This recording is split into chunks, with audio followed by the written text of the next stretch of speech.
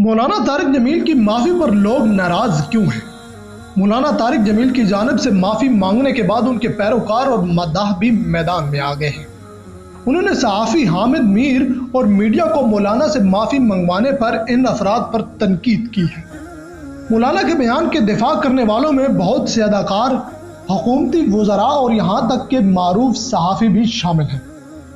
اداکارہ حمیمہ ملک نے ان افراد کو آڑے ہاتھوں لیا جو ویسے تو بہت شوق سے مولانا صاحب کے ساتھ تصاویر بنواتے ہیں لیکن اب خاموش ہیں۔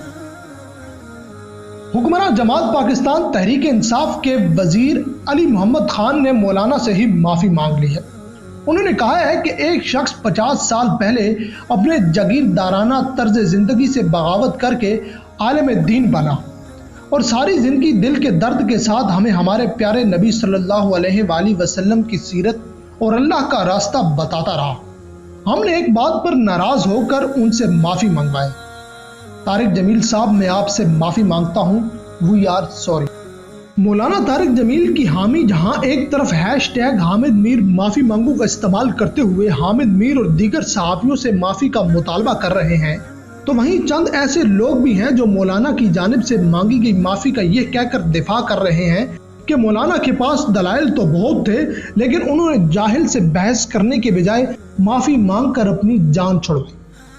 صحافی انصار عباسی کا کہنا تھا کہ مولانا طارق جمیل نے فحاشی و عریانیت کے متعلق جو بات کی وہ قرآن و سنت کی تعلیمات کے عین مطابق ہے، لیکن افسوس اس پر بھی ان کا مذاق اڑایا جا رہا ہے اور ایسا کرنے والوں میں میڈیا کے ساتھ ساتھ حکومتی ذمہ دار بھی شامل ہیں، جو قابل افسوس ہے۔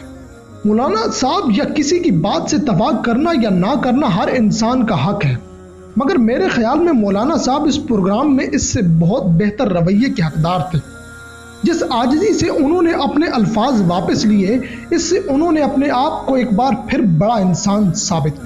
مولانا غیر سیاسی آدمی ہیں، جو انہیں دعا کا کہے گا وہ کروا دیں گے۔ اس پر سیخ پا ہونے کی وجہ سمجھ نہیں آئی۔ میڈیا میں جھوٹ موجود ہے، کسی کو نہیں معلوم تو وہ میرے پاس آئے، اینکر پرسن مبشر لقمان کا کہنا تھا۔ اس کے علاوہ وینا ملک کے شعر نے حامد میر کو کافی گرما دیا ہے۔ وینا ملک نے کہا، ہوگا کسی امیر کے پاؤں میں پڑا، کیا کام سچ سے اس حرام طلب کو۔ خلیل الرحمان قمر کہتے ہیں کہ مولانا طارق جمیل صاحب میں کبھی مصلحتوں کو نہیں مانتا، لیکن آپ کی مصلحت کو دل کی گہرائی سے سلام پیش کرتا ہوں۔ آپ نے سچ کہا اور ہم سچ کا پہرا دیں گے۔ اداکار عمران عباس نے کہا کہ مولانا طارق جمیل صاحب، ہمیں آپ سے پیار ہے۔